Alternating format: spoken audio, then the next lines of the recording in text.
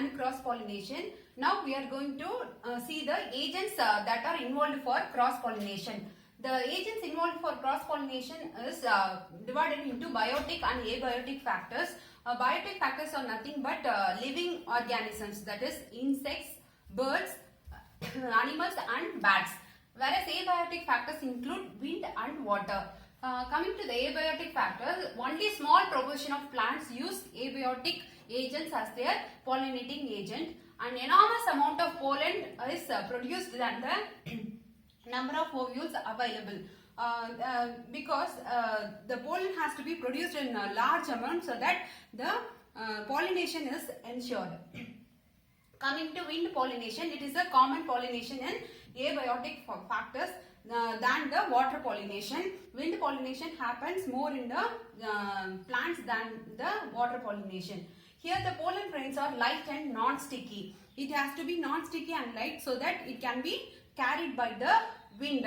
We have already seen the dangling stamen where the stamen is very delicate and the anther is placed at the horizontal position on the filament so that it can be easily carried away by the wind. Well exposed stamens should be there so that the pollen grain can be released from the anther and can be carried by the wind. Feather stigma to easily trap the airborne pollen grains. In the plants which have wind as a pollinating agent, they have stigma which is feathery in nature so that it can easily trap the anther which is carried away by the wind. It will trap the pollen grains that is carried away by the wind. Single ovule in each ovary and numerous flowers packed into inflorescence. Numerous flowers will be packed in one pedicel so that there is a more number of ovary available for the pollen grain which is carried by the wind. It is quite common in grasses. And coming to water pollination, it is quite rare. Only 30 genera of the plants uses water as their pollinating agent, and they are mostly monocotyledons. And lower groups such as algae, bryophytes and pteridophytes uses water as pollinating agent. We have seen this in sexual reproduction itself. The bryophytes and pteridophytes uses water as a pollinating agent, hence their distribution is limited to the water source. They will be seen only in the places where water is available. Example for water pollination is Vallisneria, Hydrilla and Meraceae grasses. Coming to Vallisneria, the female flower reaches the surface of the water by its large stalk and meets the pollen grain that is released on the water. Here the pollen grain is released on the surface of the water. So the female flower reaches the surface of the water by growing the stalk to the surface of the water. Whereas in Meraceae grasses, the female flower is submerged and the pollen grains are released inside the water. Here the anther is also submerged inside the water, hence the pollen grain is released inside the water. To meet the pollen grain, female flower is also submerged inside the water. It won't grow to the surface of the water. This is the adaptation for this water pollination also. Coming to the pollen grains in the water pollination are protected by a mucilaginous layer so that the water doesn't disrupt the pollen grain. And also another one character is seen, that is in abiotic plants involving abiotic cross pollination, they don't have attractive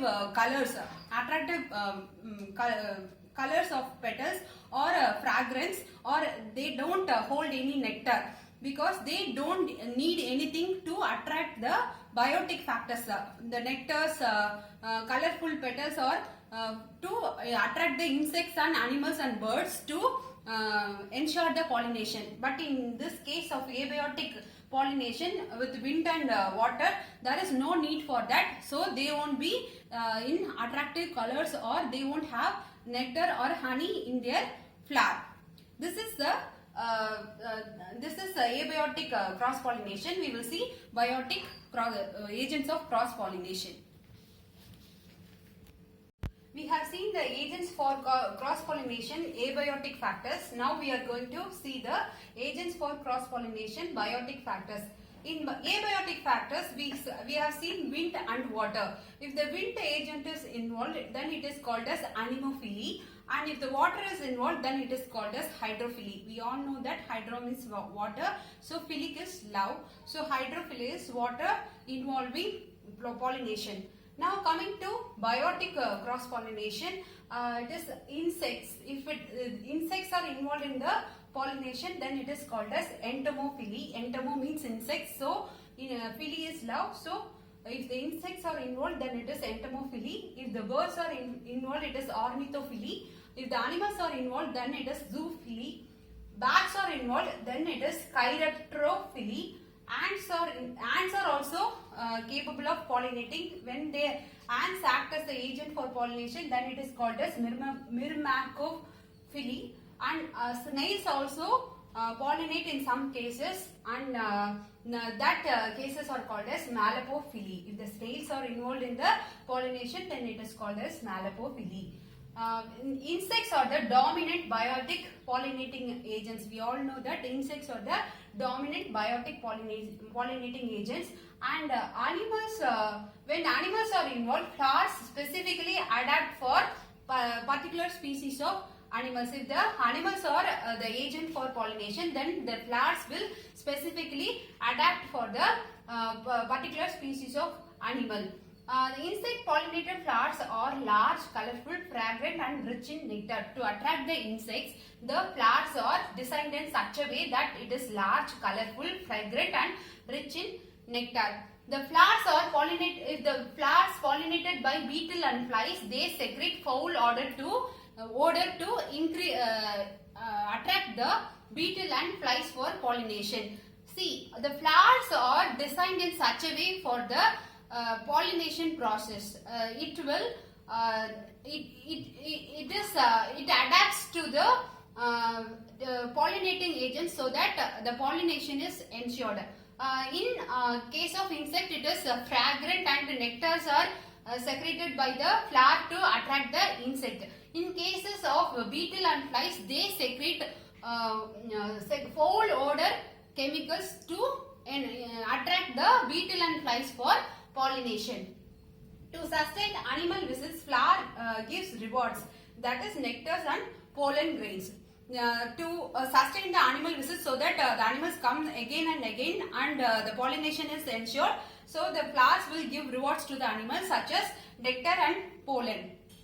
The pollen grains are sticky in nature. In case of abiotic pollination, the pollen grains are non-sticky in nature and light in weight, so that it is carried over by the wind, whereas in biotic pollination they are sticky in nature, so that it coats the animal or insect body, so that it is carried away to the stigma.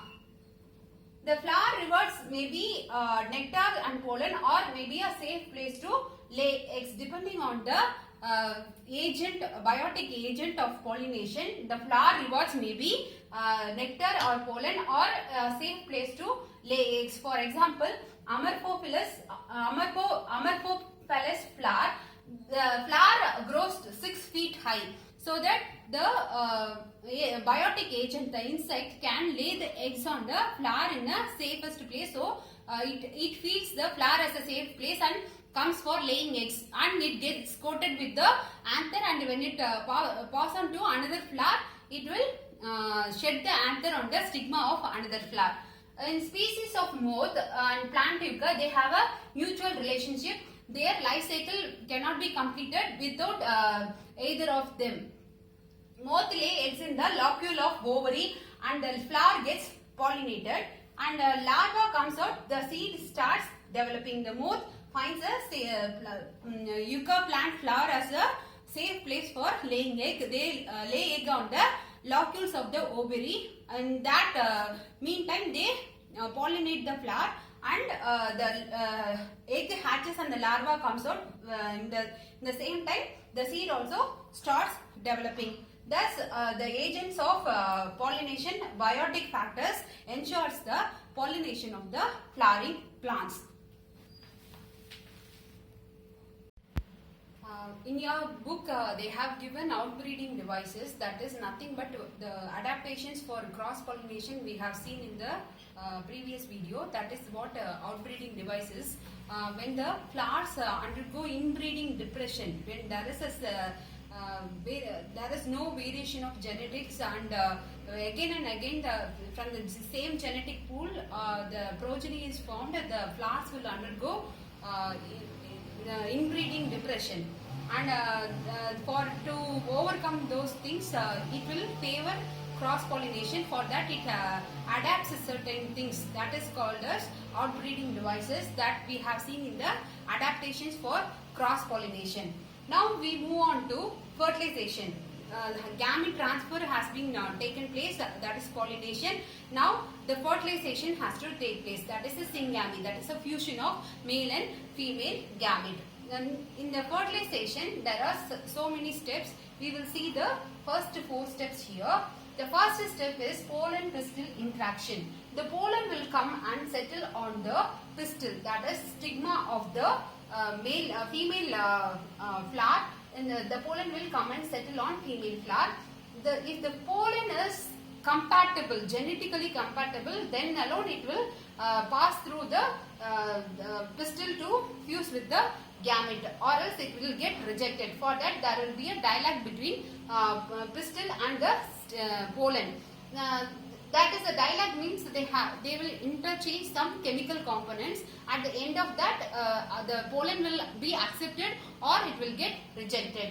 So the first step, pollen pistil interaction, is the identification of the pollen grain, and whether it is genetically compatible or not, it will be identified and it will be accepted or rejected. That is the first step. Then comes the secretion of stigma. After the pollen sticks to the stigma, there is the secretion from the stigma, that is nothing but water and some sugar substance.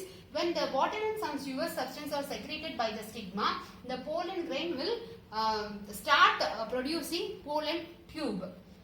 The third step is the germination of pollen grain. The germination of pollen grain is nothing but the formation of pollen tube. The pollen tube emerges from the germ tube. See, the pollen grain is surrounded by exine. Inner there is a thin layer of intine, and the outer layer is exine, which is made up of sporopollenin that we have studied before. The sporopollenin is the most resistant substance. So the germ tube cannot come out of exine. There is a weaker part in between the exine, that is the germ pore, where there is no sporopollenin. Through that germ pore, the pollen tube will come out. We have already seen the stigma, hollow and solid stigma. In the hollow stigma, only one layer of epidermis cell will be there, and the inner space called inner lumen will be present, through which the pollen tube can easily penetrate in. But coming to the solid stigma, there is a compactly packed parenchymatous cells here. So the pollen tube cannot come through easily. So mechanically it is pushed inside the solid stigma, and when it is mechanically pushed inside, the we already know that all the pollen grains and most of the angiosperms are released in 2 cell stage, that is tube cell or vegetative cell and one generative cell. This tube cell or vegetative cell provides the nutrient for the pollen grain, and whereas the generative cell is the male gamete present. So generative cell involves in the reproductive process. Here the generative cell along with the tube cell and its cytoplasm will enter into the pollen tube. Here also the same thing. Whenever a pollen tube is formed, the generative cell, the vegetative cell, both along with the cytoplasm will enter into the pollen tube. This vegetative cell and the cytoplasm give nourishment to the generative cell, and when it enters through the pollen tube here in the solid stigma, it pushes inside, it penetrates inside by pushing over mechanically. So it may be rippled up, it may come up. So there is a formation of callose plug, which prevents the materials that entered from coming up. the male gamete, that generative cell and the vegetative cell doesn't come up again because of the callus plug. Due to the pressure, it won't come up. Thus, the whole materials, whatever present in the pollen grain, passes through the pollen tube in solid stigma. Many pollen tubes may be formed, or a single pollen tube may be formed. One pollen tube is formed, it is called as monosiphonous. Many pollen tube is formed, then it is called as polysiphonous. After this, the growth of pollen tube is occurs. The fourth stage is the growth of pollen tube. The pollen tube may grow towards the embryo sac, and it may enter the embryo sac through chalaza. There are three possibilities. It can enter through chalaza, then it is called as chalazogamy. If it enters through integuments, then it is called as mesogamy. If it enters through micropyle, then it is called as sporogamy. But entering through micropyle is the most common thing happens in angiosperms. So most of the angiosperms have pollens that enters through micropyle, that is sporogamy. Now we will see the next stage of fertilization.